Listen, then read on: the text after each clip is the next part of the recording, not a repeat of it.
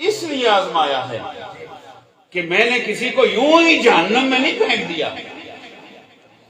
وہ میرا دشمن تھا فرعون، اس نے اپنے عمل سے یہ ثابت کیا کہ میں انعام کا نہیں سزا کا حقدار ہوں، تو میں نے اسے سزا دے دی. دوسرے نے عمل سے ثابت کر دیا کہ میں سزا کا نہیں انعام کا حقدار ہوں، میں نے اسے انعام عطا کر دیا. تو اس لیے اللہ آزماتا ہے. ایسا نہیں کہ اللہ کو میرے بارے میں یہ نہیں پتا یہ کل کیا کرے گا. اس لیے آزماتا ہے تاکہ دنیا دیکھ لے کہ یہ بندہ کیسا ہے.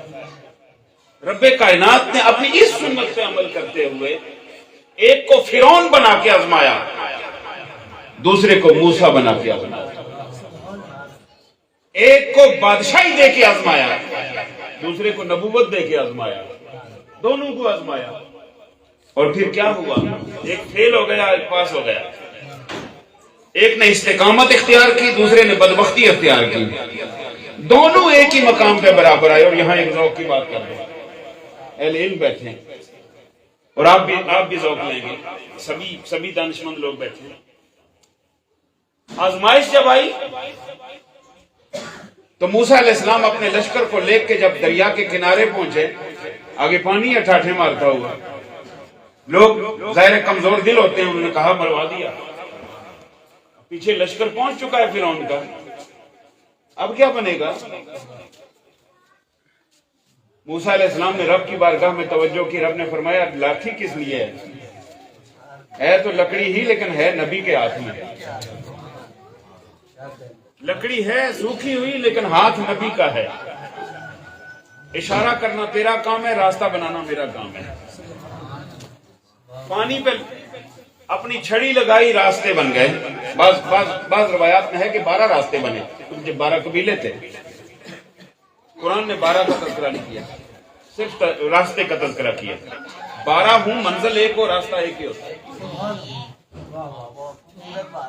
سلسلے 4 ہیں نا، چشتی بھی ہے، قادری بھی ہے، سوربردی بھی ہے، نقشبندی بھی ہے. پھر ان میں سے بہت سارے نکلتے ہیں. منزل سب کی مدینہ ہے. راستے بے شک مختلف ہو گئے، منزل ایک ہو تو وہ راستہ ایک ہی ہوتا ہے.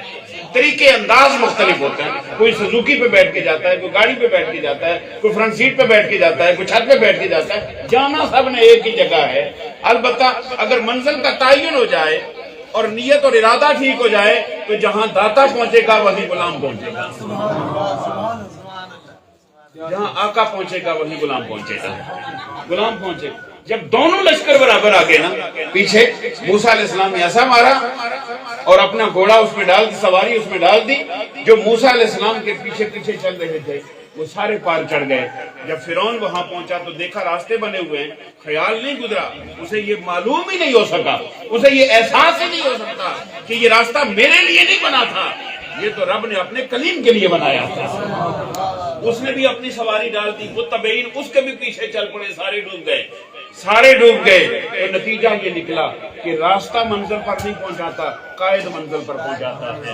قائد فرعون ہو تو بندہ ڈوب جاتا ہے، قائد موسیٰ ہو تو بندہ منزل پر چلا جاتا ہے.